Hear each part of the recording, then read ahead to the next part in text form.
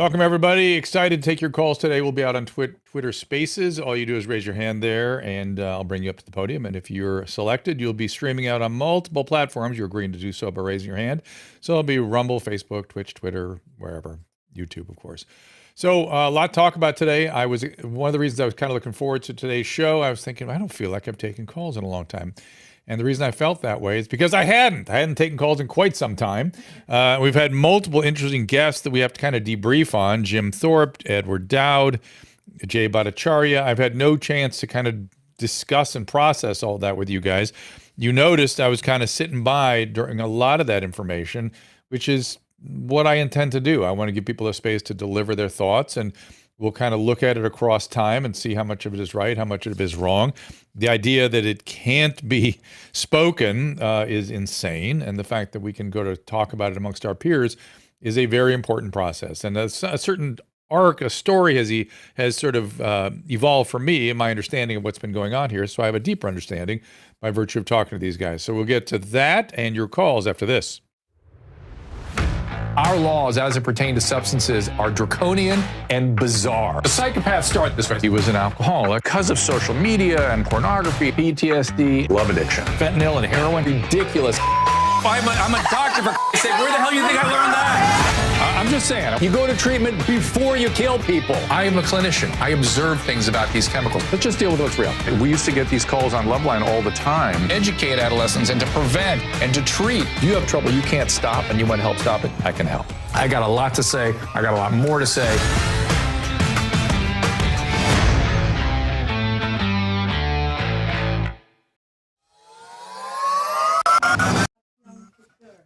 And welcome today. Susan is trying to tell me something. Maybe you ought to say it right now on the mic because I couldn't hear you. What's that? Happy Yom Kippur. Oh, yes, indeed. To all Happy our Yom Jewish Kippur, friends. and hope you'll be able to break the fast this evening. And I don't know what we are all, what we have done to have taken the burden that we have over the last couple of years, but it must have been something. So hopefully by expunging your sins, things will be better going forward. Can you put your mic more in front of your face and not sideways? Like that? Is that better? Yeah, so it's not right. Yeah, there you go. All right, there you go. So I want to start with describing a phenomenal video by John Campbell that somebody was tweeting, and it was hysterical. Of course, John Campbell is the nurse, PhD, who helped. He did what I thought I was doing during the depths of COVID, which was just trying to make sense of the data as it came in. Trying to reassure everybody, just tell us where we are, tell us what we need to watch out for. He did a great job. He mostly analyzed data. It's really what he was looking at. And he has, I guess, become part of the Russell Brand devoted. He seems, because Russell Brand got a ding on YouTube, and Dr. Campbell got a ding on YouTube as well for discussing the I word. There's Russell. And Caleb, am I getting that right? They both got a strike. They were not deplatformed, but they got a strike for discussing these unconventional therapeutics. Is that correct? That's what it looks like. He probably mentioned the I word. That's in the title of his video there. Maybe too many times. At the end of that video, he does something absolutely hysterical. He goes, well, let's look at what the CDC says about this product. And he reads what's on the CDC website, which gives a mechanism of action for its antiviral effects, and says, but we don't recommend it for anybody unless they're in a randomized controlled trial. So here are 2 trials you should sign up for. So he goes to this one at the, I wish I could remember the name of the clinic. And he goes, all right, well, here we go. And he's reading about it. And he goes, let's see, when did this start? Oh, it started, that's 1, 2, 3, 4, 5, 6. Okay, 6. And 1, 2, 3, 5, 6, 7, 8, 9, 10. 10 plus 6 is, what is that? 16. 16 months and not a single preprint, not one word of data coming out of there. I wonder what that means. I'm not saying, he goes, not diddly squat coming out of that research protocol. And what he is telling you in his inimitable British way, that's his first message, which is that the study must be positive, which is why they're not willing to publish anything, or they're not doing the study. Those are the only 2 possibilities. All right, that's number one. Then number two, he goes on. If you could go on there, Caleb, to like the last 2 minutes of this thing, maybe a minute and a half, and show me the video up there, and you'll see, kind of keep going. No. That's the principal study. That's the one he was talking about. No, keep going. The Oxford study, that's what it was. He goes, really, Oxford study? He starts counting his fingers. And anyway, go further. I want you to go further. I want you to see something here. There he's counting his fingers. He's so funny. He is so dry. Don't go too long or we'll get in trouble at Yeah, YouTube. but keep going forward. Go a little forward there till you see a medication box. There we go. He actually pulls out the medication. He goes, well, I just want to see what it looks like. I keep this around in case I get a helminthic affection or certain kinds of scabies. And do not take this medication. Do not take this medication. You should not take this medication. And I'm telling you, this is just what it looks like. Do not take this medication because we are told by the authorities, do not take this medication. And in that picture, he is saying he's taking it prophylactically every day. That's what he's telling you by that picture. I just was laughing my ass off. I don't think that's a good idea, by the way. Do not think I'm co-signing this. Right. I am not co-signing it. I've seen it not work. It's if it does work, it's really on the margins. But it's not going to kill you. It's not going to kill you. If he wants to take it, God bless him. If It Joe makes Rogan you wants feel to take terrible. why would you know that, young lady? I took one. For what? When you got Right. COVID the first At that time. point, you took it for a prophylaxis, but you didn't Prophylactically, and then continue I it. almost threw up and said, fuck it. Right. And so I am not, and I am not recommending it, not the way he's doing it. I mean, you should not do it. I mean, that is not my opinion. Is these early therapies, these prophylactic things, I really have not seen them work. The data is sketchy.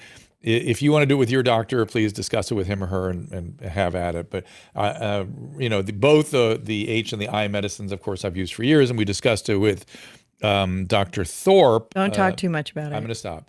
But we discussed it with Dr. Thorpe yesterday. It's just funny because it's like now the people that have 300,000 views or 1 million views or whatever are getting strikes, and they're like, sorry, but it's bot stuff. And then they probably got it back up because I saw them on YouTube the next day. So it's just so silly. They should stop that rule. Something is going wrong on Rumble where we are not rolling and have no rants.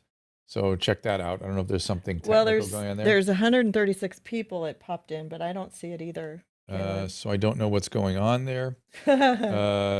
So bunch of people popped on, but I they can't. may have popped off because I'm not sure this is streaming there. But let's check it out. All right. So Caleb, can you work your magic over in there? any event, what Dr. Thorpe brought up was the safety profile. No, it's right. It's on there. It's just weird. It's not showing up on our computer for some reason, but I can see it. Okay.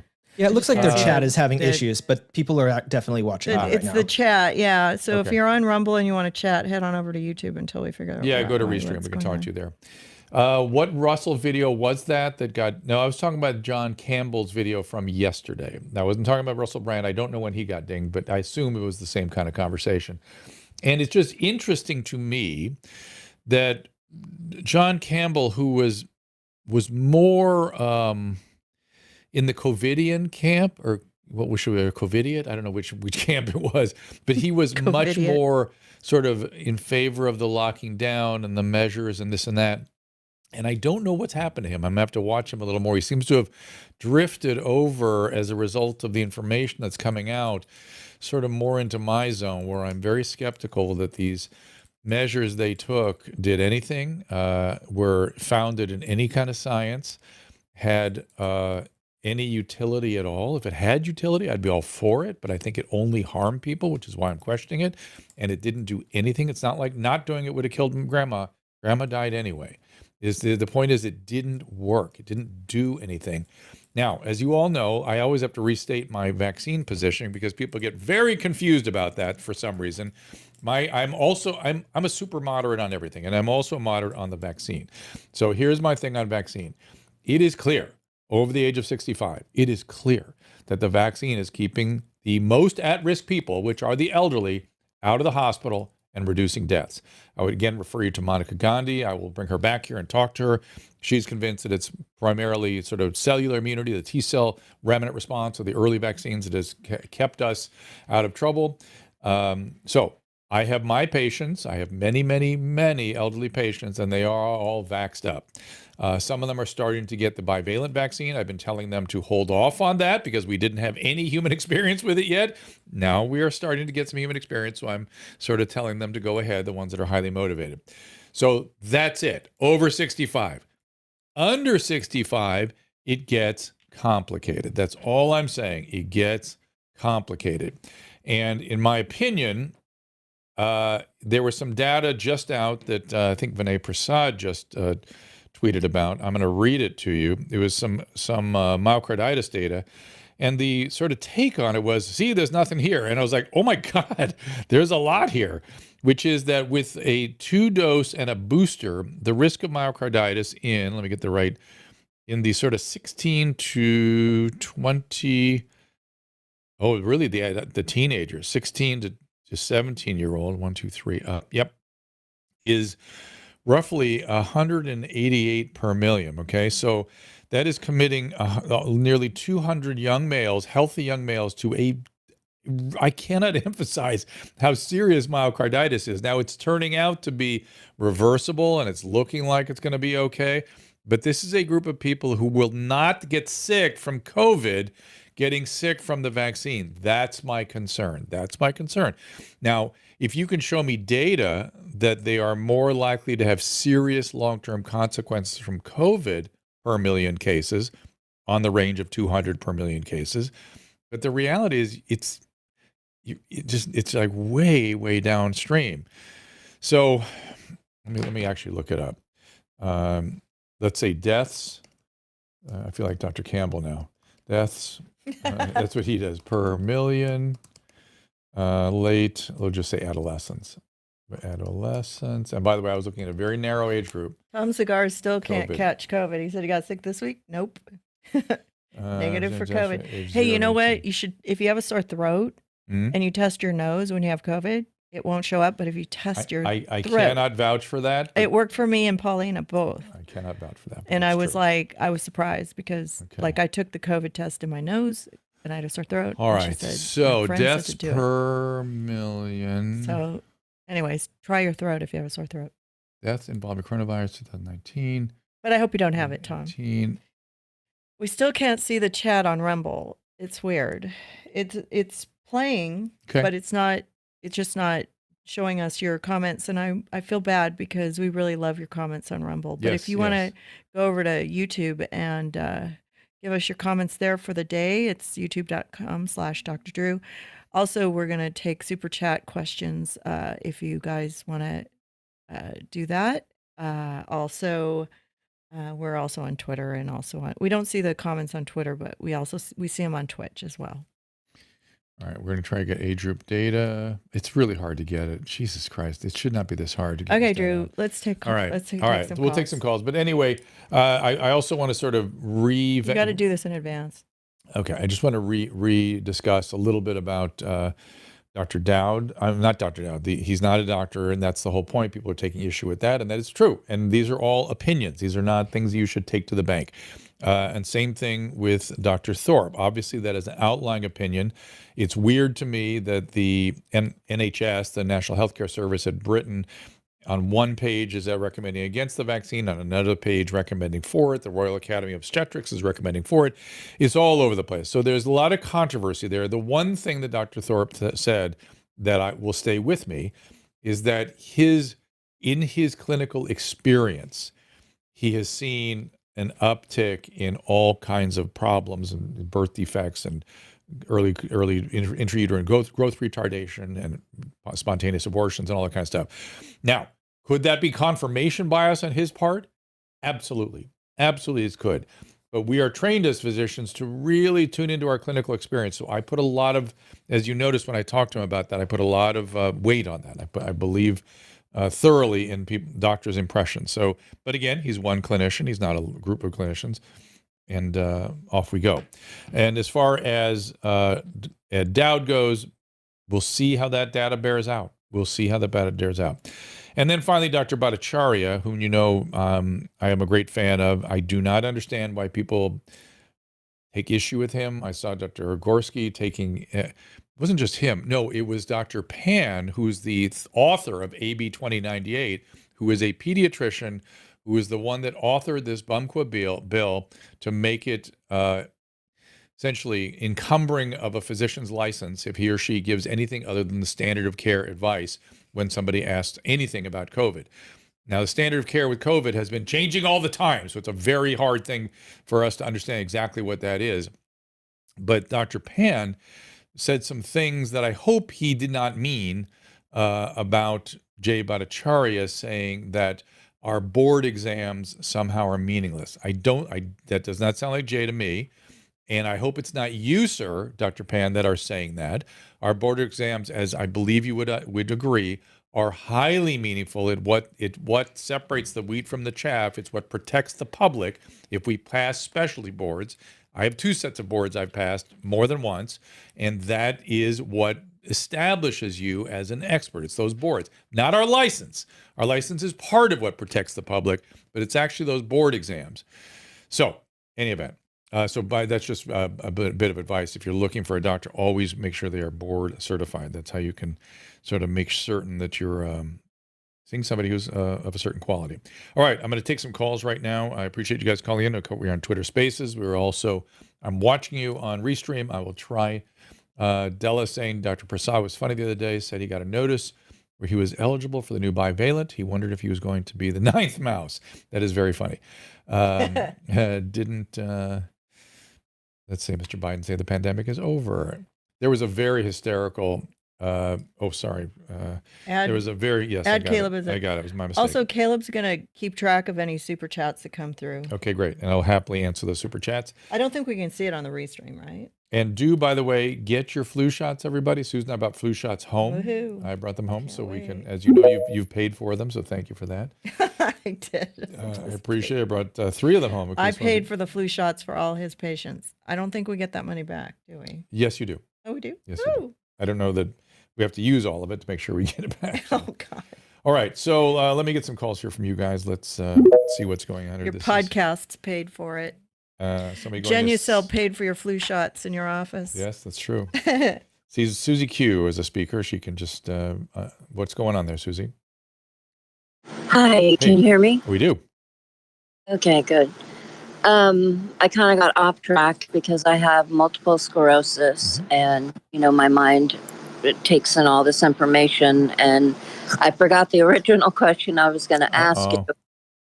But I wanted to throw this at you. I have no family except a son and a sister-in-law and 2 nephews.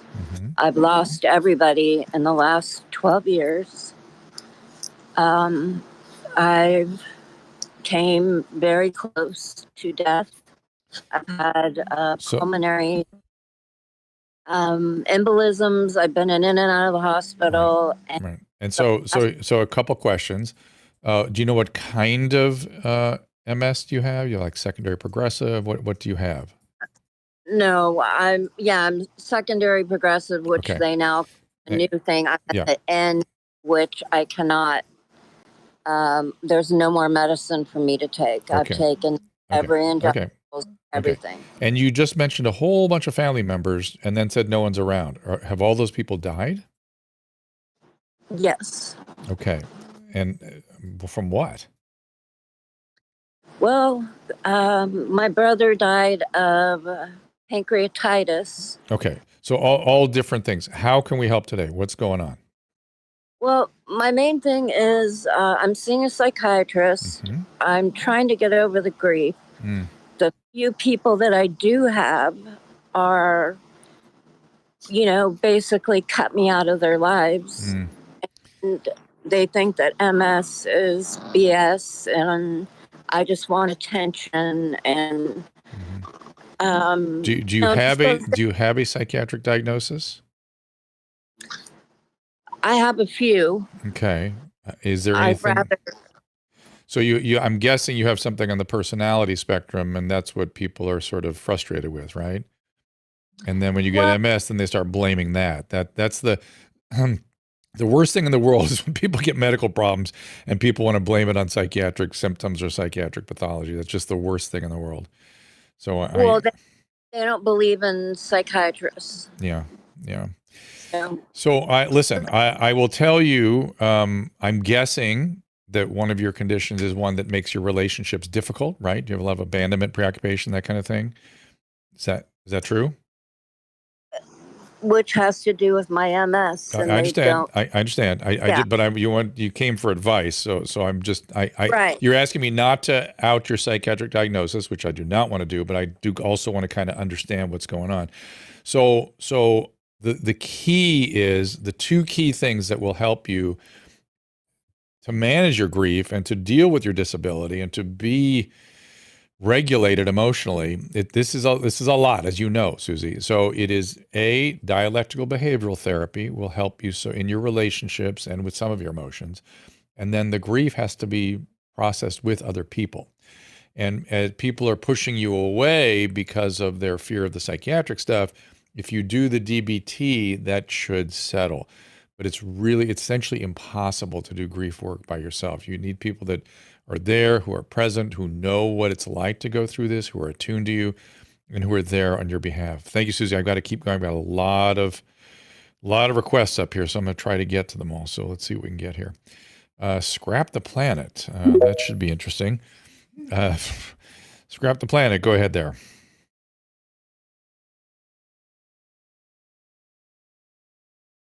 There's a big delay before they can get to the mic, so let's give them that courtesy. They're muted. Yep, you're muted again. So the lower left corner, you unmute your mic. Oh, there you are. Can you hear me? Yep, we got you. Hey, sorry about that. Drew, I just want to say what a great privilege it is to talk to you, and I want to thank you for your objectivity through the pandemic.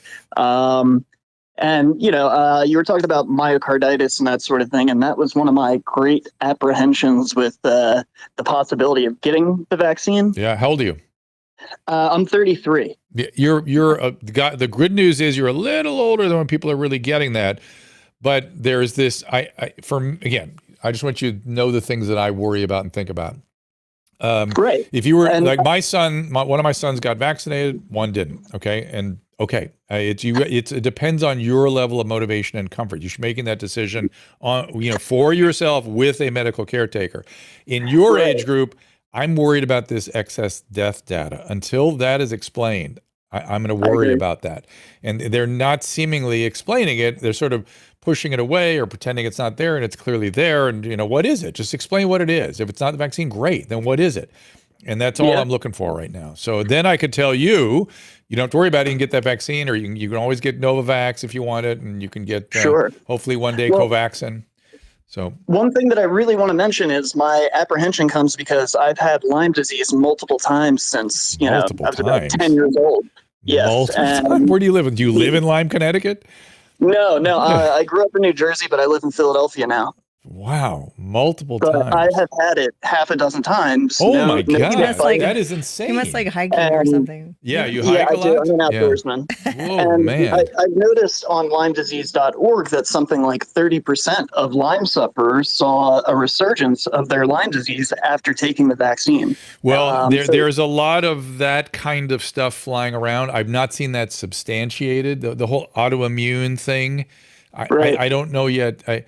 Again, we just don't know yet. That may end up being the most frustrating thing in the world is that they're not doing the due diligence. It feels like they're not doing the studying that will help answer all that, which I can't. It seems irresponsible. It drives me nuts, man. It's mystifying.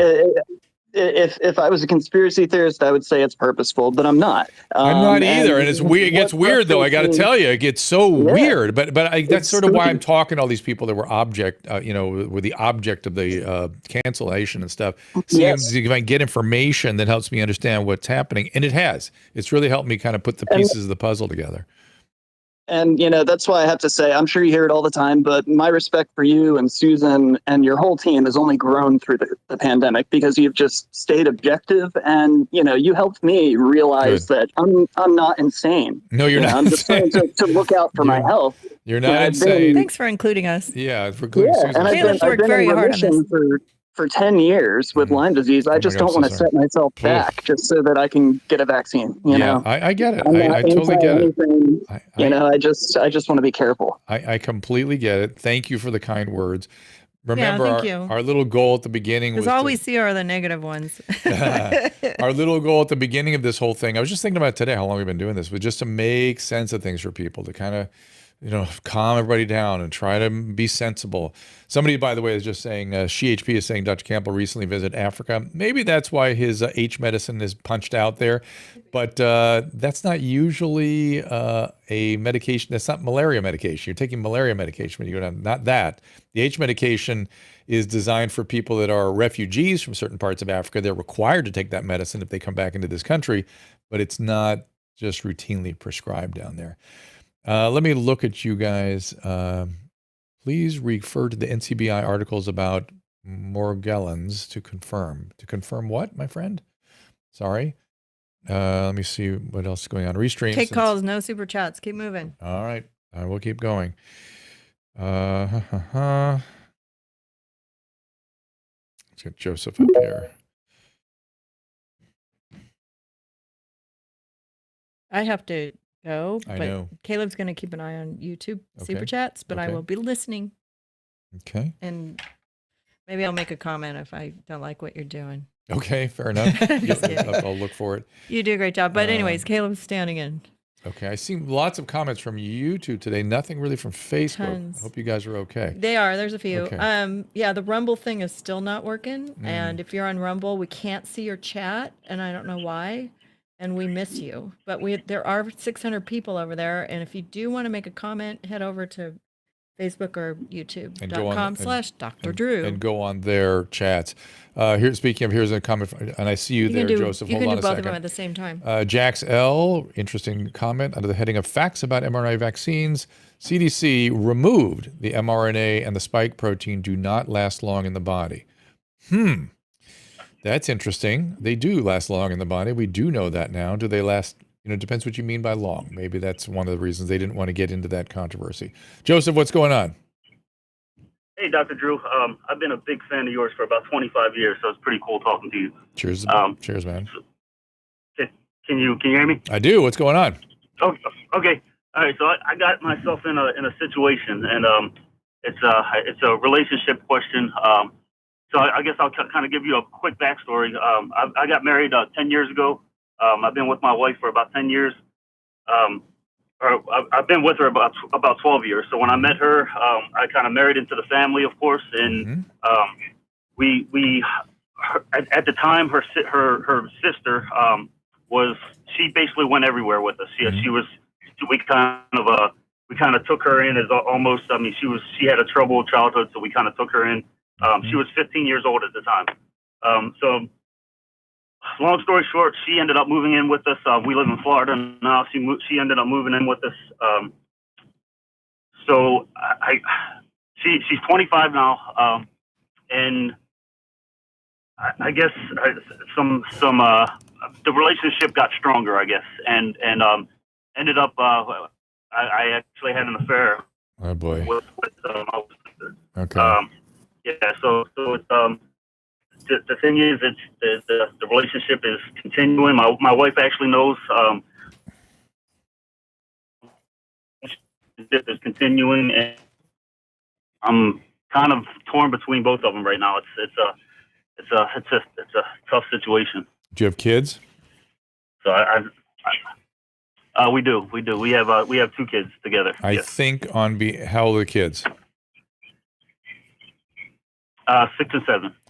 All right. And you're not telling me I don't love my wife, I love her sister. You're saying I'm torn. An easy way to make that choice is to realize you made a commitment to one of them. And that commitment includes creating a safe environment for children, which requires that relationship to be stable. I'm stunned that your wife knows about this and is sort of tolerating it. Well, so she found out 3 months ago. We separated. It's the way I look at. I mean, there's no excuse. I'm not making any excuse at all for what I did.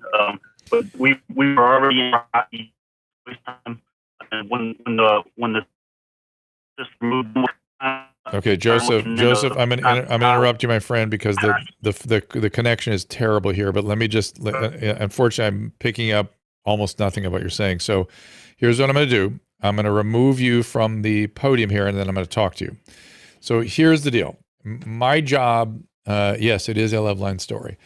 My deal is not to pile onto your guilt. I'm sure you have plenty of guilt. This is sort of, this is not okay, right? I think you and your wife need to get into a room with a therapist, anybody qualified for some couples therapy, and really decide, can this work or not? One of the first orders of business is to decide, could this be restored or not? And do we both want to make an effort to do so? Or is this betrayal so profound that she can never get over it? I hope she can, and I hope you will commit to it. And on behalf of your kids, that's all that's important to them, is that this family unit stays intact, especially at these delicate ages. And here's the other piece I want to say. Should you break up with your wife, you don't get to then hook up with her sister. You don't get to do that. I know you really love this girl, and there's all kinds of crazy boundary problems. You don't get to do that. It just, you have to let go of everything and realize you destroyed this marriage, and that's that. You can work on yourself and your boundaries if you wish. I don't know the details of what happened here, but this is all ultimately kind of a boundary issue. But I would say, in my opinion, you don't get then to jump into a relationship with her sister. That is just, think about it. That's not okay. All right. Again, decision is yours. That's my recommendation. So the recommendation is get in a room with a therapist or some kind of psychologically trained individual, even a clergy, just to decide in a safe environment, do we have anything here? Do we want to make a go of it? And B, if it's no, then you need to move on and leave these two young ladies alone, these two women, because you've done a lot of damage to both of them. Yeah. Do these types of situations ever happen when people are like totally sober? Because it just strikes me as that's the missing piece with a lot of these stories. How did you know that? Usually, when things go bad, it's usually because people are using, right? And it's usually when they're using that the boundaries get violated. And it's usually not a single use. It's usually like somebody who's got some momentum with a substance, for sure. It does, but that's kind of a separate thing. It's kind of a separate issue. And let's say he alluded to her having, childhood issues and stuff. And so you could guess that maybe there's some substance going on there with her, not clear with him.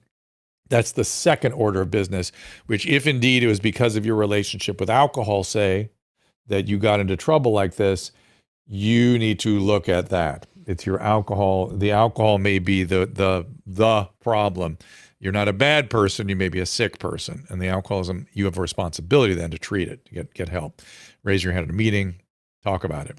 All right. So, Caleb, I'll take a break here, and then we will get back to more calls. I'll watch your restream here. And more. I'd be interested in more calls about all these great guests we've had. We've had all these silenced clinicians and silence researchers and people that have been attacked or marginalized or canceled. And I found what they've had to say very interesting. I'm wondering what you guys think about that. We'll be back after a quick break. Consumer price index yet again going up, stock market in turmoil. What's our government doing to quell the surge of inflation that is gutting American families? Oh yeah, they're spending more money and adding to the burden. Don't bury your head in the sand while your savings get decimated. It's time to do something about this. Visit birchgold.com/Drew. Now, I don't give investment advice, but you can visit birchgold, BIRCH, gold.com/Drew. Birch Gold will send you a free info kit on protecting your savings with gold in a tax-sheltered account. Great people with almost 20 years of experience converting IRAs and 401ks into precious metals IRAs. Don't let your savings lose value. Visit birchgold.com/Drew and claim your free no obligation info kit from Birch Gold. You can own physical gold and silver in a tax-sheltered retirement account, and Birch Gold will help you do it. Birch Gold has an A+ rating with the Better Business Bureau, countless 5-star reviews, and thousands of satisfied customers. Check them out now. Visit birchgold.com/Drew and secure your future with gold. Do it now. For a long time, I've been talking about the holy grail of skincare, Genucel, and the amazing results that both Susan and I have seen. I'm a big fan of Genucel's Silky Smooth XV. It's a moisturizer soaked right into my skin instantly, and with its immediate effects, I saw fine lines and wrinkles visibly disappear within 12 hours. Susan loves Genucel's vitamin C serum, infused with the purest vitamin C, absorbs to the deepest layer of the skin thanks to Genucel's proprietary skincare technology. I am a snob when it comes to using products on my face. The dermatologist makes a ton of money from me. But when I was introduced to Genucel, I was so happy because it's so affordable and it works great. I was introduced to the Ultra Retinol Cream, which I love at night. All the eye creams are amazing. People notice my skin all the time, and I'm so excited because it's actually working. And right now, Genucel has bundled my favorite products and Susan's for you to try today for up to 60% off retail pricing. That's right. Save up to 60% on my favorite Genucel products today. Just go to genucel.com/Drew to see what's in our bundles and receive an extra 10% off at checkout when you enroll in their personal concierge at checkout. That again is genucel.com/Drew, GENUCEL.com/DREW. We are back, and I'm looking at some comments here. Lori over on Facebook says, COVID misinformation is informing pregnant women that receiving a COVID mRNA vaccine does not cross the placenta. That's right. So to tell her that it does would be considered misinformation at this point in time, even though there's now data that suggests it does, and there may be some issues with the Syncytia 1 and all this stuff we talked about. I would suggest you listen to the interview we did yesterday. Was it yesterday? Jesus, with Jim Thorpe. Could not have been yesterday, was it? Yes, it was. Yeah, it was. Wow. Seems like a long time ago, doesn't it? Wow. Yeah, it does. By the way, yeah, and by the way, let me just tell you that there's something crazy going on right now where I was seeing patients this morning, and I just saw a parade of men, mostly white men, in their middle to late years, giving up. Like really, like, I can't do this anymore. I can't fight. I can't run a business. I can't. Things are too impossible. Like I'm being taxed too hard. I'm being regulated too hard.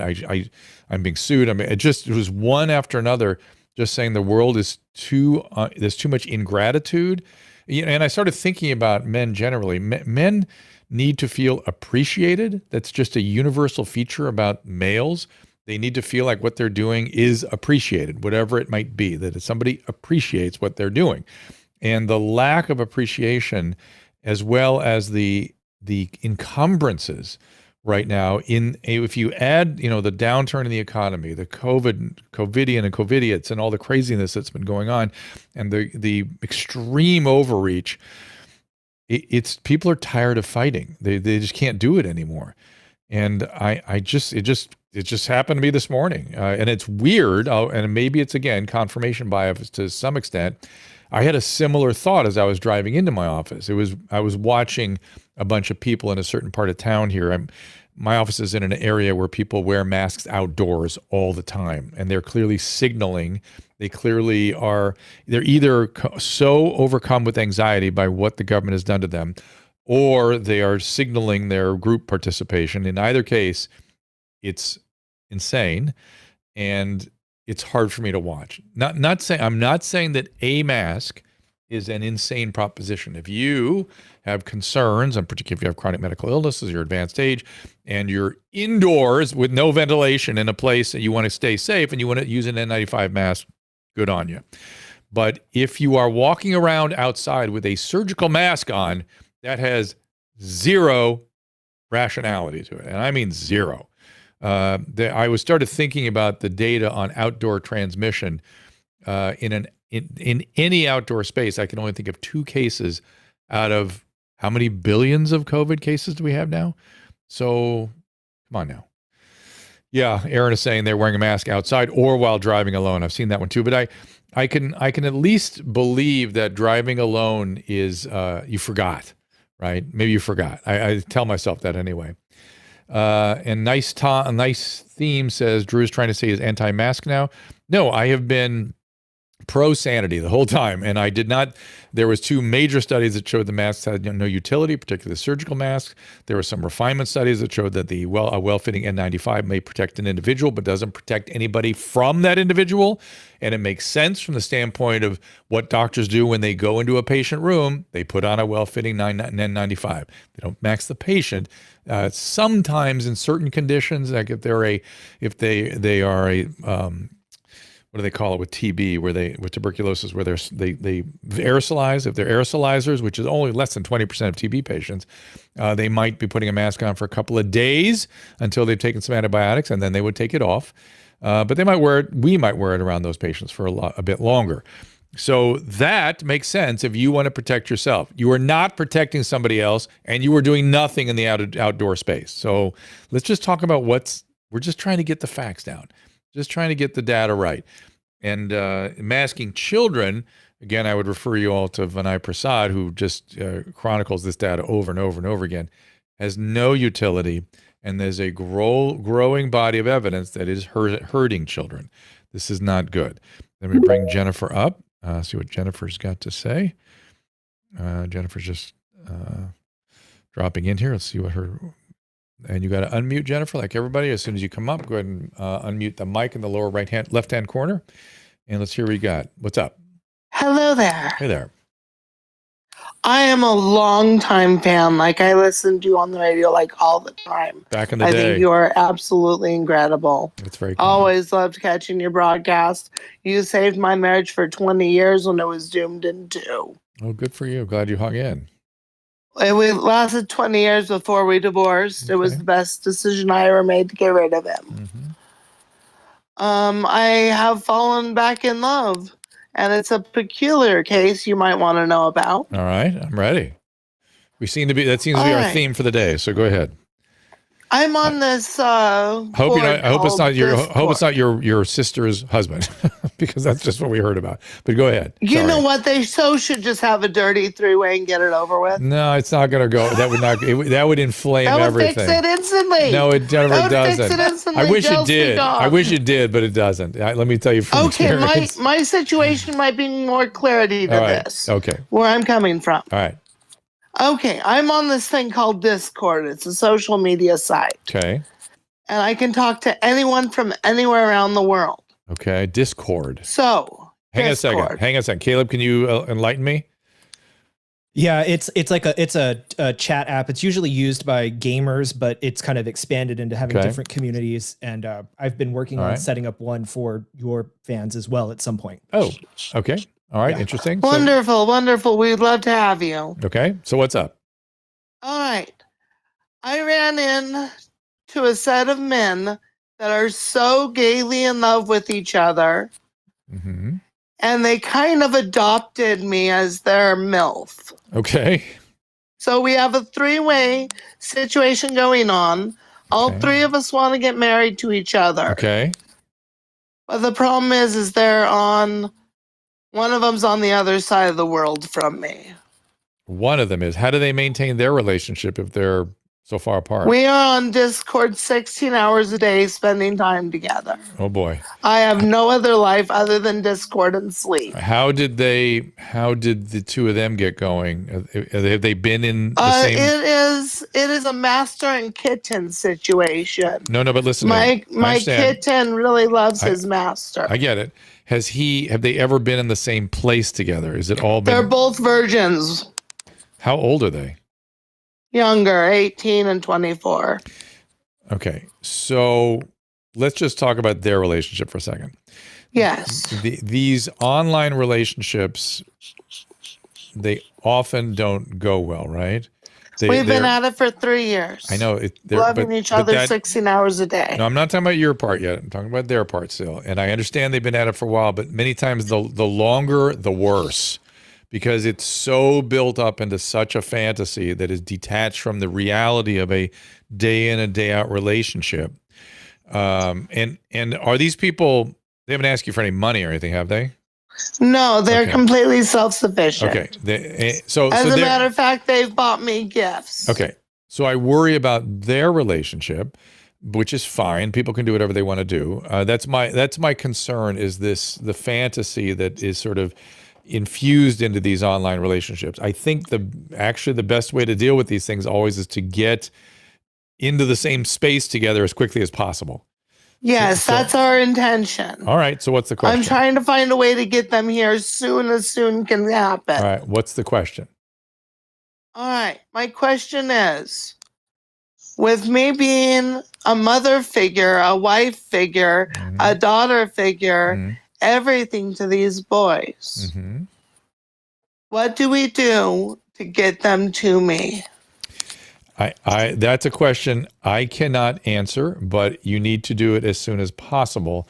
Your job, though, is it's not okay to have a dual relationship with somebody. In other words, it's very unhealthy to be their mom and their lover, their sister and their accountant, whatever it is. Dual relationships tend to be problematic. So you're going to have to sort of consolidate how they see you. And again, that's going to be done in person, into whatever the relationship actually is, whatever the intimacy is. And these other sorts of needs that they have that they're projecting onto you, you have to be very careful with those. You can be a caretaker, but you can't be their mom. You know what I mean? You're not their mom. You have to stay in reality. And there's so much fantasy built into what you guys have created here. It worries me. It worries me. Not that I'm saying you can't have fantasy in a relationship. I'm not saying that. I'm saying that this is all built on fantasy, and you have to get the reality piece going here.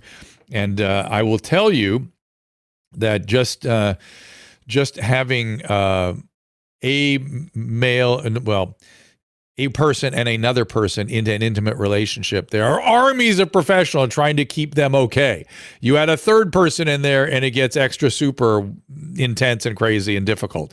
Not saying you can't do it. It's up to you. But I'm just saying, that's why I was worried about the two of them at first, and then throwing you into the mix, it gets pretty crazy here. Let's bring another guest up. This is Alvera. Am I getting this right? Alvarez. Alvarez? Hi, doctor. Hey, what's Can you hear happening? me? Yes. Hey, I recently had a cardiac ablation, probably 4 days ago now, and I'm recovering well, doing okay. My question is, it was due to PVCs, premature ventricular contractions, and my cardiologist said that she has seen a dramatic increase in this over the last year, this procedure that she does for several patients. Yep. And she says that the that correlation she has made has been to the Moderna vaccine. Okay. I don't know anything about it. I'm kind of wondering what your thoughts are on it. So second, we've done multiple shows on this, right? Okay. Trying to sort this out. There was some data just tweeted by Vinay Prasad about this very issue. I am hearing this. Whoop, you still there? Yeah, I'm still here. I am hearing exactly what you're describing from many different sources. The question is, are we going to be able to connect it with the vaccine or not? And is it due to some intrinsic muscle disorder that we need to be worried about? So I'm a little surprised that they did an ablation just for PVCs. Were you in what's called bigeminy? Were you having them like 40 times a minute? I was having them pretty consistently throughout the day, and it caused a lot of problems in my life, and my quality of life. I was in a lot of discomfort, and I lost work because of it as well. So because it made you anxious, or because it made you lightheaded, or what were the symptoms? Yeah, both actually. Yeah, Okay. very anxious and lightheaded, Okay. and I even passed out a couple times. Okay, passing out, no bueno. But wow, I do have a few people, a lot of people that have out of the blue having these kinds of problems. I've seen a lot of it. I'm not ready to say it is the vaccine, but if the cardiologists are saying there's more of it, then you got to wonder about it. You also got to wonder if it's COVID too. But PVCs, so again, premature ventricular contractions, are totally benign. I'm certain they gave you a beta blocker or something to try to stop it, and it probably didn't work. And Right. and then they have to go in there and they have to map out where those extra weird beats are coming from, and they burn that area of the heart so it doesn't create this abnormal electricity any longer. And post-inflammation is what can cause it. So we know that the spike protein is causing inflammation in the heart, so it makes some sense, right? It makes some sense. So, and you're not alone. We're hearing a lot of this. And the great news is the electrophysiologists are so good these days that should be the end of it for you. I'm sorry to go through all that. What do you think about? Is this something that people like myself should just hold on for further research in order for any kind of, I don't know what my recourse is here, if there's any. You mean in terms of taking action against the vaccines or something? I don't know. Yeah, I guess. I don't know. I don't think there's going to be anything like that because of the emergency use authorization. But I do think that you should be prepared to look out for people asking for clinical histories. In other words, if you've had the following, please call us. Do so. Help us collect the data. Okay. Oh, okay. So I want to jump on those. Any type of. Yeah. Okay. Anyway, thank you so much. But here's the deal: you're gonna be fine. You're gonna be fine. I'm always shocked when they treat PVCs aggressively. There's a weird new idea in cardiology that if you have too many PVCs, it will cause a muscle dysfunction, like a muscle disorder, which is why they're a little more aggressive these days. She basically said that my heart would give out, so to speak. Yeah, that's what I'm not sure that how common that really is with PVCs, because I've been, back in my day, we didn't treat PVCs. We just let them kind of go away on their own, and they usually did, or we put you on a beta blocker, and that was it. I didn't see a lot of long-term consequence from it, although I'm sure it happens occasionally. And why not take that away completely since we have ablation? So I'm glad you did it. Okay? Okay. All right. Thank you so much. MyTube Super Chat. Any thoughts on meditation for mental health? 100%. You can follow Dan Siegel. He has a lot of stuff on mindfulness. He's sort of my go-to expert on this stuff. There's a bit of a problem with mindfulness generally that people don't talk about, which is that 20% of people get worse on it. Now, friends of mine that are meditating specialists will always say, well, that's just a phase they go through. They'll eventually get through it and get better. I'm just reporting the data, such as it is. You can also try sort of guided meditation or hypnosis. Also very good. It's all very good for, amongst other things, anxiety and OCD type symptomatology, but the mood and motivation, all these things also can be helpful as well. Mindfulness becomes rumination, maybe. All right. Is this the guy you were talking about, Drew? That's Dan Siegel. Yeah. Okay, good. I'll put it on the website. He is really actually one of my heroes, and you cannot go wrong with him. Let's get Stephanie up here, see what she's interested in talking about. Any procedure that causes scar tissue can initially have a weaker area near scar tissue that can re-strengthen over time. Just take it easy with slow cardio. Aaron, I don't know that that's true. That's maybe true of skeletal muscle. You sure that's true of cardiac muscle? If you're a cardiologist, let me know, and I will take your word for it. Stephanie, unmute there, and let's hear your question. Yes, I have a question. I've been going through this for a while, and I know I am 53, and I had I'm divorced, and I had a younger boyfriend, and I'm on birth control, and I find myself I went for 2 months where I had a very small period, and I don't have that. I have extremely large periods where I have to wear a period cup and all right. So let me. I want to make sure I'm hearing you. You were on the birth control pill for how many years? Oh God, like many years. A couple of years. Right. Yeah, many years. Many years. Okay, and so I know how Now you're off, and you're having heavy bleeding. No, what happened was I had sex with my boyfriend, and he's like, yeah, you're on the birth control. We don't have to worry about getting pregnant. And suddenly I'm having like pregnancy issues, but I'm like, I also quit having my period too. And the doctors, I take pregnancy tests and they come up negative. No, you're not pregnant. And you're not pregnant. And they're saying I'm not pregnant. Yeah. And it's now going on where my stomach is growing. Okay. Have you had an ultrasound to see what's going on there?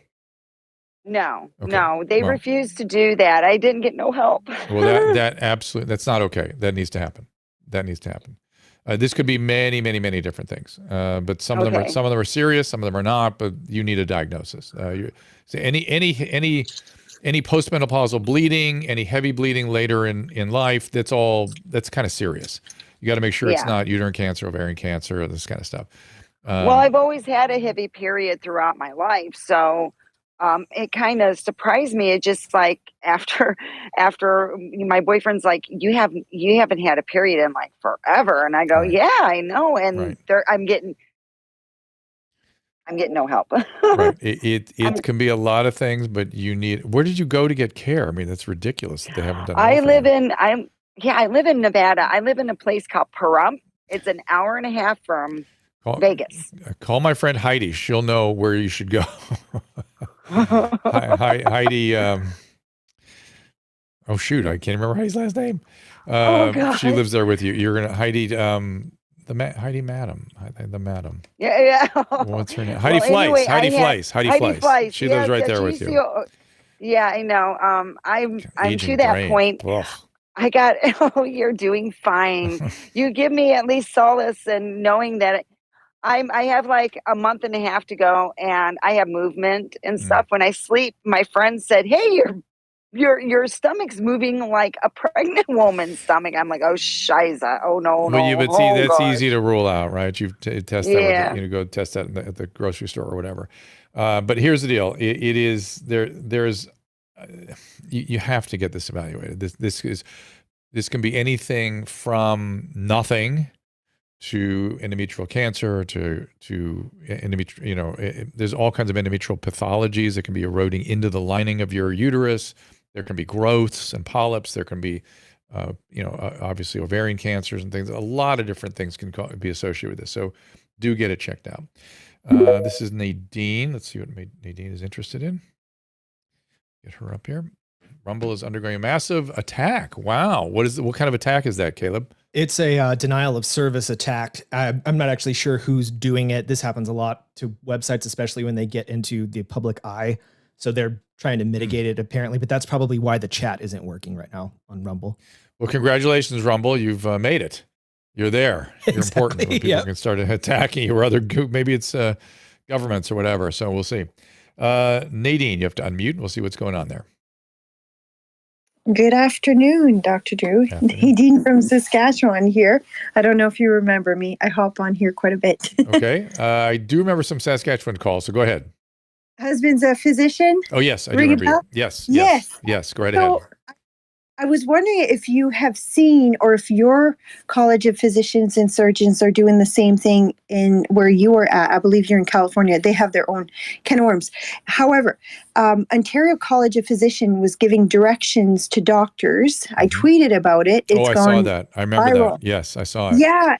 So they're basically saying if you're against the vaccine or anxious about getting it, they're recommending that they drug or prescribe drugs or refer to psychiatry. Yes. What are your thoughts on that? And do you think things like that completely destroys public trust into our healthcare institutions? Of course. This whole thing has been a complete catastrophe, mostly for public health. To be fair, they've been the ones that have really been overreaching. But it's really coming into focus that we will look at this the way, say, we look at the opioid epidemic now, or the tobacco, use, and the way tobacco was endorsed by the medical profession. I mean, there's so many examples of this over the years, and what you just told me really reminds me of the end of the opioid pandemic, when they really started getting ridiculous. Remember when pain was the fifth vital sign? Pain controls what the patient says it is. You don't need a doctor. You just need the patient to pick with the pharmacist what medicine he or she needs. It was killing patients at a rate that was unbelievable. And when the medical societies got involved with it, that's when, it still went on for a couple of years after that, to be fair. It really wasn't until somebody took aggressive actions to reverse it. And that was mostly in this country. By the end of the opioid pandemic, we were prescribing 90% of the Vicodin on the planet Earth. And the pain people, which would be much like your medical society referring people to a psychiatrist for vaccine hesitancy. The pain people felt absolutely self-righteous and that they were completely in the right and this was God's work they were doing. And I'm sure that the people that are overreaching in your medical societies have the exact same attitude about this. The idea that they're using psychiatry, I just can't even believe that. What exactly would the psychiatric pathology be? Anxiety disorder? I mean, okay, if somebody has an anxiety disorder, they should maybe be treated if they're motivated to be. That's not going to change their cognitive functioning around vaccines. And it has the ring of, it definitely has the ring of, what did they used to do in China? What did they call them during the Cultural Revolution? Somebody help me with this. I'll look on the stream here. They had these reacculturations, or they had these camps where they would send people for, please somebody help me on the restream. It was a famous and awful period of history during the Cultural Revolution. Re-education camps? Re-education camps. They were like re-education camps. And this has that ring to it. This has that ring to it. That's how far we've gone, everybody. That's where we are.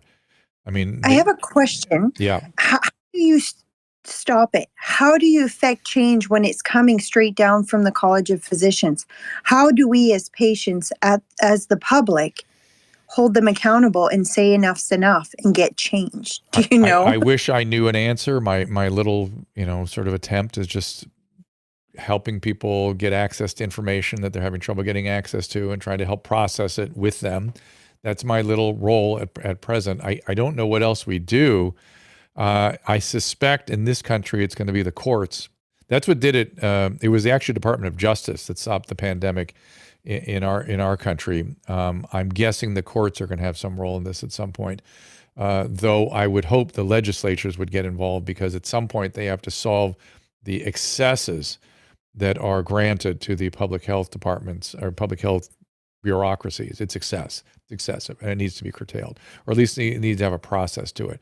It's completely out of control, and this is a great example of that.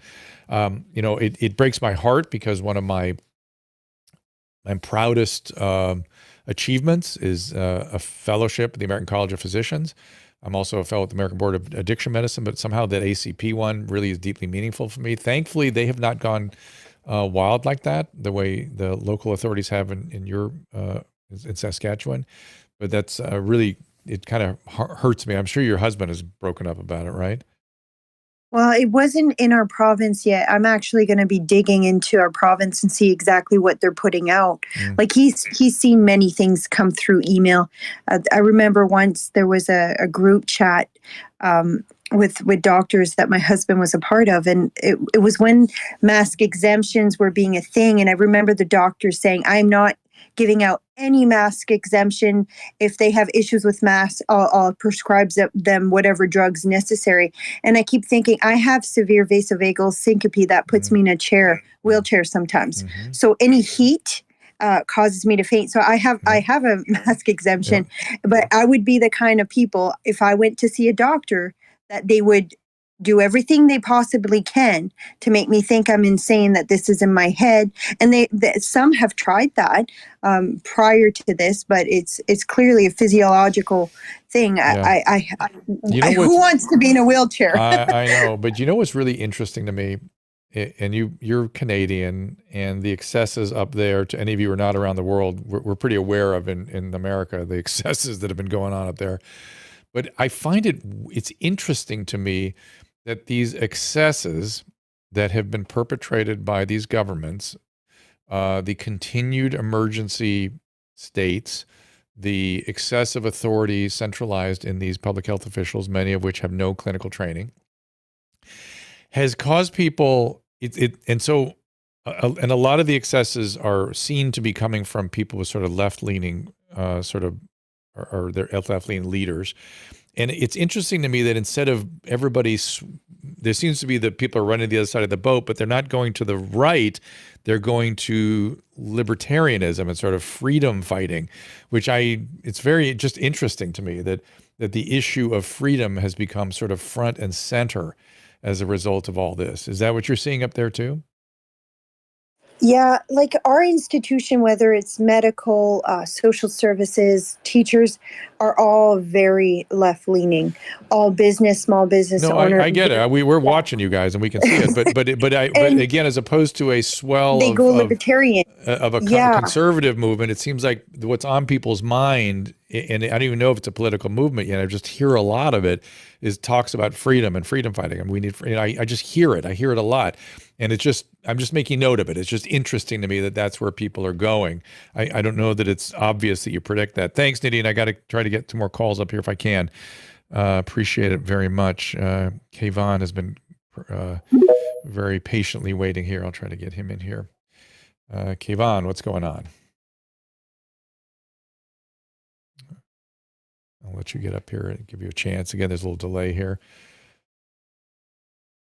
And on the restream, what do you guys think about that? What do you think of that observation? Am I seeing something true there, or that it's just so interesting that that this topic of freedom is I'm actually interviewing Michael Malice tomorrow. I don't know when that's going to go up on the Dr. Drew podcast.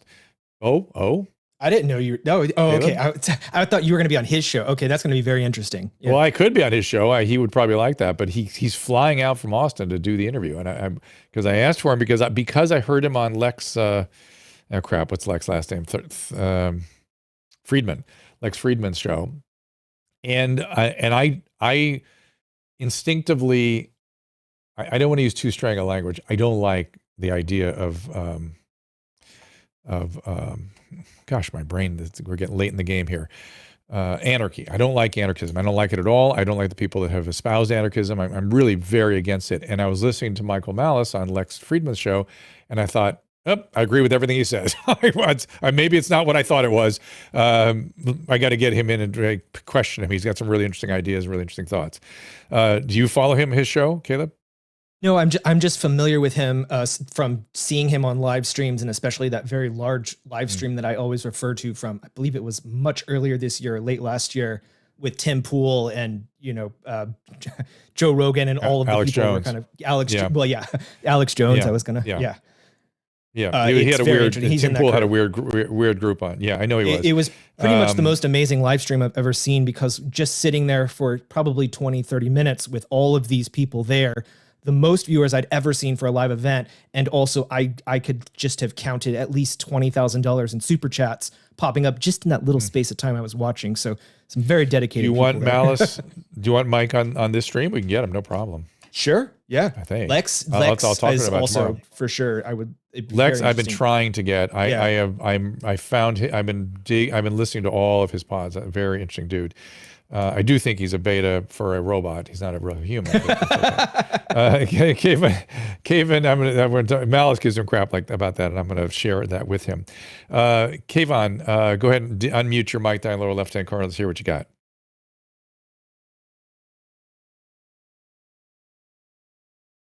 We can only go so long waiting for you, my friend. I can put you back in the audience. It's just there's a microphone in the lower left-hand corner. And you can. While they're figuring that out, do you want to answer this one? Because I think it's interesting. This person had posted about tramadol. Okay. Hospital nurses are telling patients and family members that tramadol is not addictive. Read the prescribing information. Yes, tramadol is a weak opiate, much like kratom. I have seen very serious problems with both. I'm actually taking a call as soon as I get off the phone here about a kratom problem. Really seriously addicted. And tramadol, I've seen people, mostly what I've seen from tramadol is people with opiate addiction being given tramadol, told it's not addictive, and not understanding why their whole disease gets re-triggered after they get on tramadol. In fact, I took care of a physician, a doctor who was an opiate addict, had been doing well in recovery, and suddenly had this major relapse. And I was like, I don't understand why you relapsed. Everything's going well. You were doing what you're supposed to do. And I really went over carefully what had happened and found out that 2 months before, a peer put him on tramadol for some knee pain or something, which is unconscionable.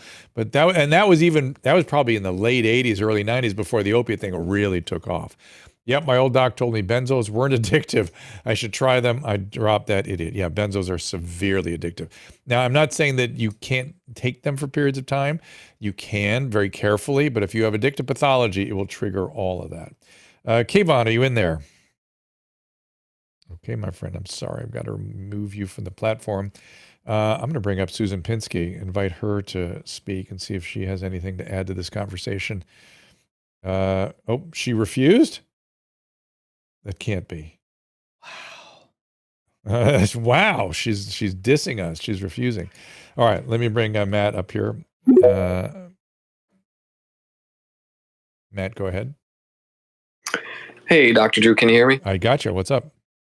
Hey, thanks for everything you do. I really appreciate you kind of iron out the details and just, not trying to be on one side or the other, I'm really not. I'm really just trying to figure it all out with the rest of us. But there's a lot to be told. We were not told everything. I was not told everything. I couldn't figure out. I just kept shaking my head why what was happening was happening. Now it's slowly getting clear.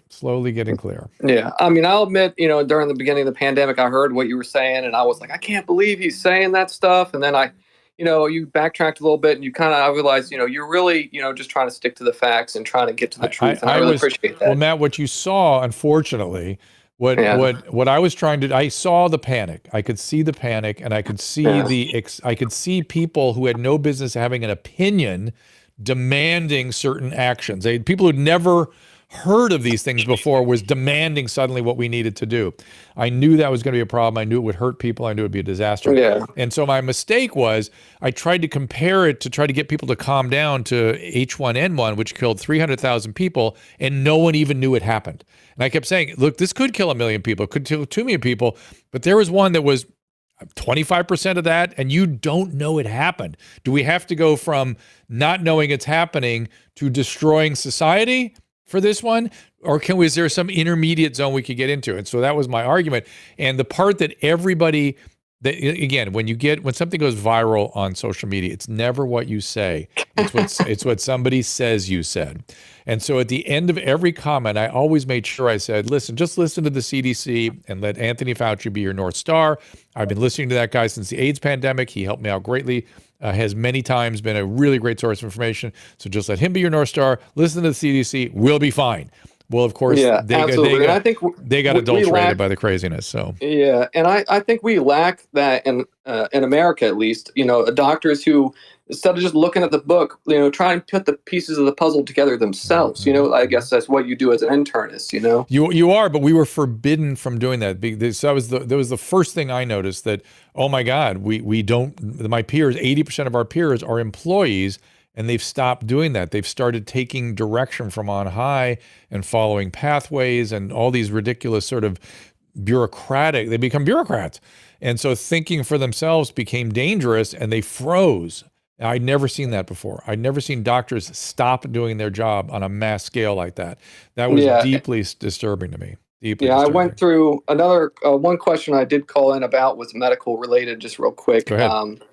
I've gone through, honestly, a terrible experience medically the past 2 years. About 2 years ago this month, honestly, I was taking doxycycline for some inflammation in a right testicle. Okay. I was on it for a month. This might be totally unrelated. Okay, so let's break it down. So you had epididymitis, right? That's what they use doxy for.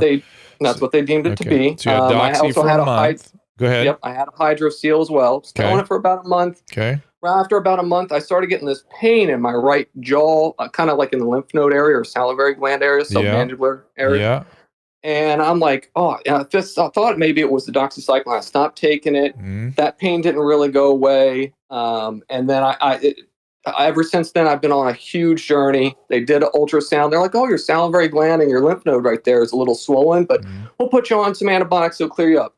We tried like 3 different antibiotics over the course of months. It kept getting worse and worse. The pain spread to my face, down the right side of my throat. And then, I went to 2 different ENTs, even a John Hopkins ENT. Once they're telling me, my salivary gland is probably clogged and we need to widen it. And I'm like, no, that doesn't sound right to me. It does sound that way to me. I got to tell you, it's the first thing I thought of was either a stone or a stenosis there. It gets worse. Right. So then after several more months, it spreads to the back of my neck. And I have on this same right side of my neck. Muscles feels like the pain is going through my head from the back of my and you're off the doxycycline at this point, right? Yeah, for a long time, yeah. Okay. And nobody can figure it out. I go to two ENTs, neurologist. Neurologist tells me it's just glossopharyngeal neuralgia and occipital neuralgia, and it's only one side. It's chronic, and now it's kind of like mid-back as well, and it's like pins and needles. And I've just been on this hectic, and I've realized, no doctor, they just go by the book. Here, take some Neurontin, and see, they don't want to get to the solution, the source of the problem. I've had CT scans, they all look normal. I've had tons of blood tests from rheumatologists. All that came out fine because my mom's got Crohn's and diverticulitis. My sister has Crohn's. My mom has rheumatoid arthritis. So I thought maybe it was an autoimmune thing, but no, everything's fine with that. So like a Reiter syndrome or something? Is that what you were thinking? Yeah, I don't know. I just anything. Okay. And so I haven't seen an internist, but do you have any other direction? Do you think I should go in with this? Did you have an MRI? And if you did, of what? Yeah, I had an MRI of my brain and cervical as well. I didn't have the whole spine. So brain and cervical spine, right? Yeah. Uh-huh. Did they also get images of your salivary glands and neck? And a CT scan, John Hopkins did as well. Yeah. Uh-huh. And is the reason they did a CT and not an MR? I did both. Okay. I did both. No, but the MR you got of the central nervous system, but did you get it also of the neck, the soft tissue in the neck? The MRI? No, I did not. No. All right. So that's something I kind of would want just to kind of complete things.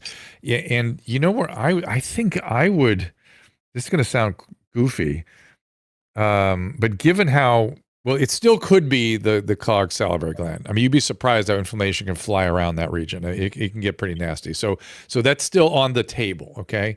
So just kind of put that on the side. I think what I would see, what I would have you do is see a neurosurgeon, because they think of things that cause neuralgia that the neurologist doesn't actually think of, that things can be done for. Surgeons like doing things. And so there may be he or she may have some ideas on what they could do. So so there's sort of three ideas that you can kind of pursue any way you wish. And in whatever order you wish. One is to make sure that there's a soft tissue MR of the neck, so that all that is imaged. That you see a neurosurgeon who's willing to sit and listen, who's willing to think about things, which is really, that's what you're complaining about. You're really not complaining about doctors getting to the source. You're complaining that they don't listen carefully and really think about things. And I would tell you, as somebody that I taught a lot of physicians, I mean, I taught medicine, I taught psychiatry, I did a lot of teaching. That was the number one problem. They either didn't know how to think, or they couldn't prioritize the patient enough to care to think. And or would sort of they had a third mode, which was, I'm not going to figure this out anyway, so let's do the best I can. Let's do something provisional and move on.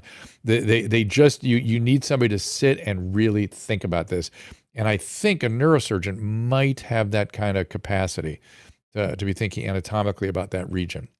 Okay. I really appreciate it. That sounds like a great idea. So there's three things. Don't forget, neck. Three things you might do. And if none of if the soft tissue neck yields nothing, and the MR and the surgeon yields nothing, and bring your MRs with you if you can when you see him or her, and then you want to go back to the salivary gland and see about the duct, because you can get weird stuff in the salivary duct, and it can cause all kinds of weird stuff.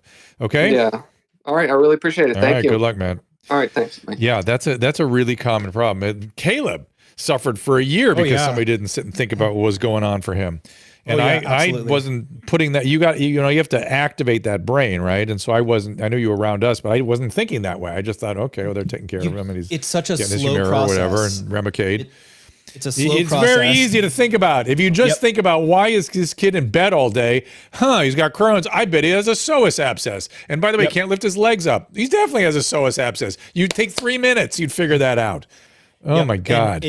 I was more upset than about all that.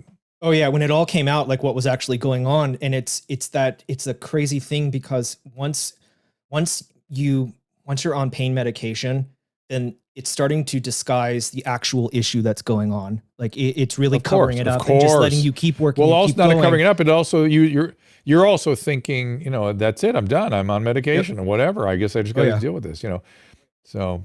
All right, let me look at some of these comments here. What is going on with these people? It was with Chris. He did not really describe the Yeah, he did not really describe TMJ syndrome. That really is not what he's talking about. Yep, that's right. It was Chris. You are right though about the clogged salivary gland. It can cause inflammation all over the place. Opioid. Why are you getting defensive about that? What are you guys talking about? Who's Aaron Howell? I like getting talked down to. I haven't studied medicine for more than a decade. Who is Aaron Howell? Do we know? There's something going on in the stream here? Aaron Howell. Okay, I can't go any further up. Oh, wait. Good form of psychology medicine for reducing the symptoms of algorithmic reduction or reductionism. Playing good music. Yep. Aaron Howell, to your point. Long walks and classical music measure adequately, reasonably against antidepressant medication. So to your point that we run to medication in psychiatry and in this country especially more than we should. Completely agree. Not that it is sometimes required and sometimes very helpful. I'm just saying that point that there are non-medicinal ways to approach things, particularly when it's the brain. Yes, and yes. B-Man. So I'm saying the same thing. Okay, fine. You love medical mysteries, Alana. Medical mysteries they're okay, but I hate them because they often end up unsatisfying for the patient. So I don't like that. Oh my gosh, we're back on Rumble Rants. I've just come over there to see you guys.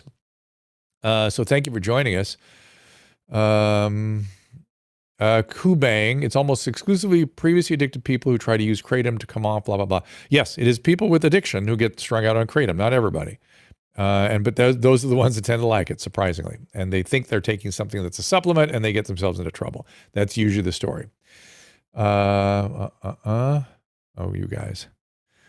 I'm not allowed to speak to your H medication and I medication facts. IED, I did talk about at the beginning today. You must have missed the opening of the today's stream.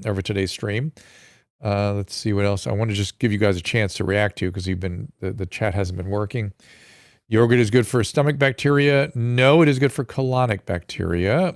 Stomach doesn't really have bacteria because of the acid content. It's mostly hydrochloric acid, and bacteria don't live there, really, for the most part. Kimchi, blah, blah, blah. Okay, I think Okay, there you go. So I went through you guys' stuff. I'm going to go through the restream, and then we're going to kind of wrap things up here in a minute. Caleb, any questions for you now that we're sort of winding down? Yeah. I was actually just thinking of a question that I've had on my mind recently. So wait, before you ask, I just want to hang on real quick. SheHP said, my dad had this kind of jaw pain radiating towards the ear. He was given a local cortisone shot. Yes, that's the kind of thing I'm thinking about. And that's what neurosurgeons give for neuralgias, which is one of the reasons I sent him to a neurosurgeon. But go ahead. What you been thinking about, Caleb? Go ahead. So I think this actually connects with what we were just talking about with Crohn's disease and then the pain medication and all of that. So it's also an addiction question, I guess, too. I've never had a problem with opioids before. As you'll remember, and people who followed the show will remember that they put me on some very strong Percocets for almost a year before my Crohn's disease surgeries. And then afterward, I followed the tapering directions. I was totally fine. And like immediately after that, I didn't want any, even after all that time being on Percocets. Correct. So, however, I guess that gives me the idea that I don't think I have an addiction problem with it because I haven't needed it at all. However, while I was in the hospital, they were running an IV of something called Dilaudid. I think Dilaudid. You like that? I've never felt like I need to have more of this stuff, but every time on the show, and you've said it a few times, every time you say the name Dilaudid, I feel warmer. Like I sit up a little bit straighter in my chair. I snap over and look at the screen. It's almost like my body is having these fond memories of that time, this horrible time when I was in the hospital. So it's what happened in those 10 days that changed that, where I'm not seeking it out. So here's the deal. What is it doing? Right. So it's activating. So there's a wanting system and a liking system in the brain, right? They are different regions and different distinct systems. The liking system includes a system that's, for many people, experienced as what they will call like a warm blanket, like love, like almost maternal love, like nothing they felt since at any other point in their life as deep and profound as this love-like feeling, or this. They'll have all kinds of ways of describing it. People can get that feeling without getting addicted to something. Right. So that's you. And it's so reinforcing, it's so powerfully reinforcing, which is, again, kind of a condition thing, not an addiction thing. It's so reinforcing that just bringing it up brings back that positive feeling. It's literally a conditioned response. And is it, if you were an addict, imagine, imagine if you were an addict and the wanting system was completely out of whack and you wanted it as bad as you like it, or maybe more than you like it. Imagine what that would be like now. And every day, that's all you can think about. Imagine that. And by the way, in addiction, the wanting and the liking system collude with each other. Right. So the liking system's going, yeah, I need that. The wanting system, yeah, you need it. Go get it. The wanting system jacks it up till you like it more, and so it just keeps escalating. It's really an awful disease. It's such a bizarre feeling, because I remember I had to go to the hospital that first time in like March of 2020, and then I had to go back in like 6 months later when something came back. And I remember it was when I was heading to the hospital, I was thinking, God, I wish I didn't have to go back to the hospital. But at least they're going to give me Dilaudid again. I guess there's one positive thing to this horrible thing, having to go back to the hospital. Yes. I've never wanted it after that, but I'm just like, at least I have not that, wanting, it's liking, liking a lot, liking it. And it really has a deep kind of attachment associated with it. But imagine, I have patients that, I think I tell the story because he's told it publicly. Was it Tom Arnold? Yeah, Tom told me the story that he was in a motorcycle accident. He was sober a long time and had gotten a severe accident, was lying in the street and heard the ambulance coming and thought only to himself, oh, this is going to be awesome. This is going to be fantastic. I'm going to get morphine right away. I can't wait. I can't wait. Not thinking about the condition he's in, anything else. Just this is going to be awesome.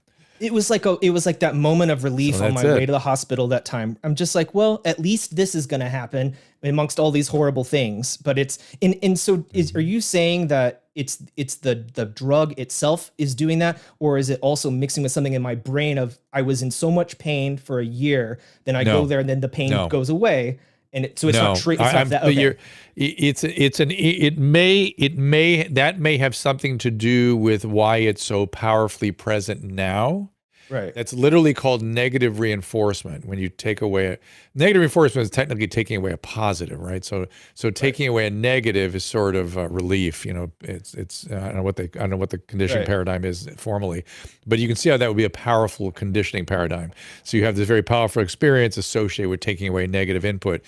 Again, this is all just sort of these primitive mechanisms neurologically that all animals have, right? Mammals have, which is conditioning phenomenon. But those are separate from the dependency, from the liking, and from the wanting associated with addiction. They're all different things. I can smell it right now. I smell it. I feel that warm, and I can smell it. Stop talking about it. So weird. You may go out to, you may run out and get some street drugs. Come on now, stop talking about it. So weird. All right. Let's see if Susan Pinsky wants to come back up here again. Hold on. I'm going to give her one more invite to speak, and then we're going to kind of wrap this thing up. Give me a second here.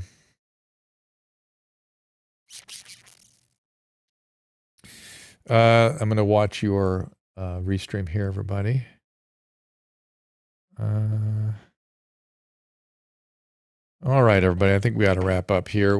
We'll be back next week. It's going to be another kind of little bit weird schedule. Oh, no, we'll actually be back on Tuesday. The great Ryan Holiday in here. Ryan is a good friend. He's created a cottage industry out of Stoic philosophy. Has a new book out called Discipline is Destiny, I think, something like that. I've been reading it. It's quite good. I dig it.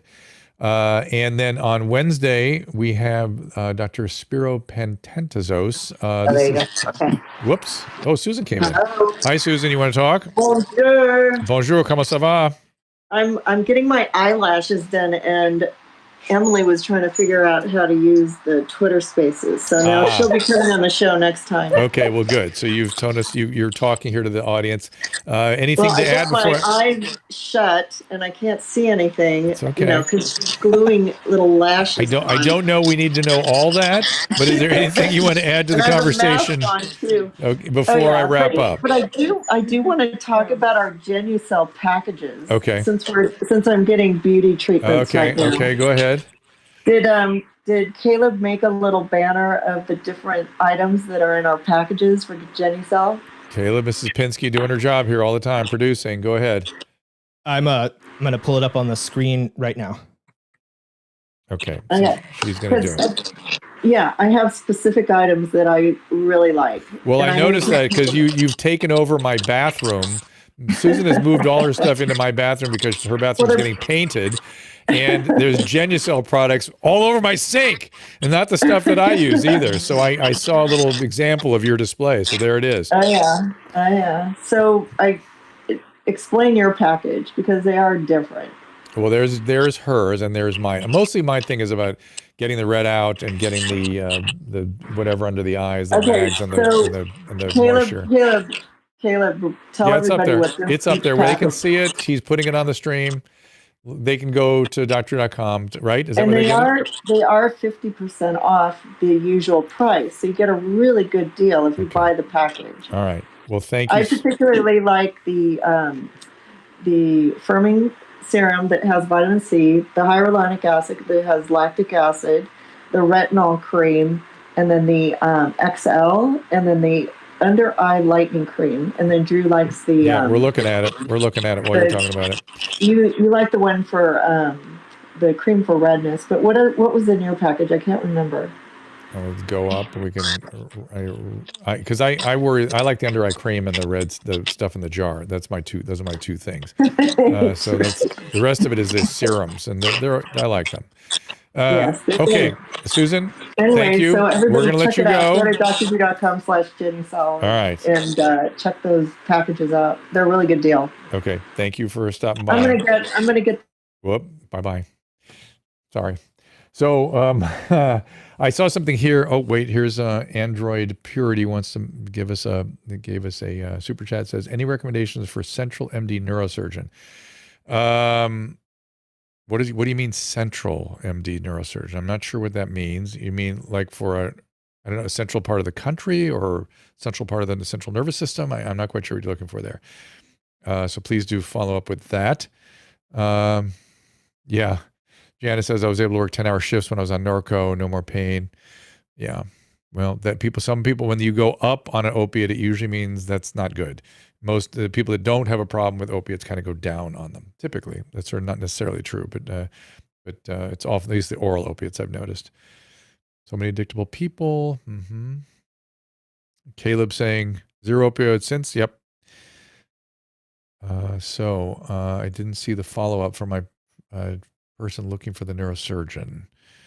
All right, you guys. So we're going to wrap this up. Let me finish the schedule. As I said, that's Dr. Kelly's Victory's guest on Wednesday, and then we'll do calls again on Thursday. So Ryan Holiday and his new book and his Stoic philosophy and why it's important in today's world. And then Dr. Pantaziosos, I can never pronounce his name. And I got to be honest, I can't remember. Did she tell us exactly what the topic was? Was it another women's health? I'm not quite sure yet. I just got that note earlier today. I don't remember. I remember when she brought his name up. It was it intrigued me greatly what they were talking about. So, but I don't remember exactly what it was. Okay, so thank you all for being here. And again, it is we're gonna have to travel tomorrow, so it'll be next Tuesday at 3:00. We will see you then.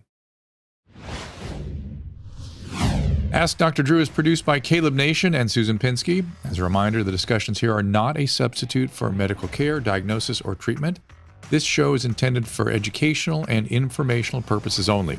I am a licensed physician, but I am not a replacement for your personal doctor, and I am not practicing medicine here. Always remember that our understanding of medicine and science is constantly evolving.